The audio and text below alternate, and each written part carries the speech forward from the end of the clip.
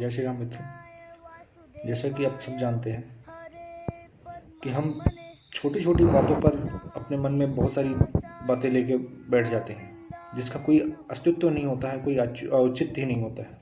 तो हमें ऐसा क्यों करते हैं? कभी आपने सोचा है क्या कि सिर्फ हमारे बोलने से, हम जो बोलते हैं आधे से ज़्यादा दुख पैदा हो जाते हैं। तो हम ऐसा क्यों बोलते हैं कि हमारे बोलने से दूसरों को दुख पैदा हो? हम ही इस बारे में कभी सोचते ही नहीं हैं। हम में से कोई भी चुप नहीं रहना चाहता है। एक दूसरे को अपने मन की बातें हर कोई सुनाता रहता है।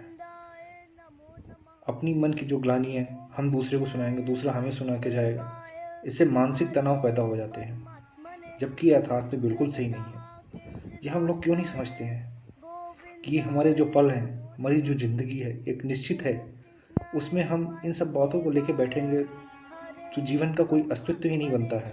इसी ना समझे से हम अपने जीवन का एक अनमोल समय इन छोटी बातों को लेकर गुजार देते हैं, जबकि वो पल हमारी ज़िंदगी में वापस आने वाले नहीं होते हैं। वो कितने पल छूट जाते हैं जिन्हें हम जी सकते हैं।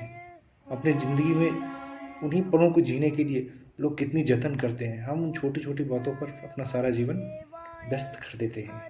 ऐसा नहीं करना चाहिए।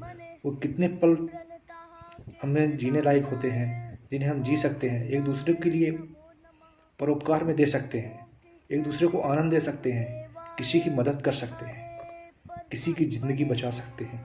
लेकिन हम ये सारे ना करके हम एक दूसरे को नीचा दिखाने, उसको प्रताड़ित करने, उसकी बुराइयां करने में बिता देते हैं। जबकि शास्त्र बोलता है, शास्त्र क्या बोलता है?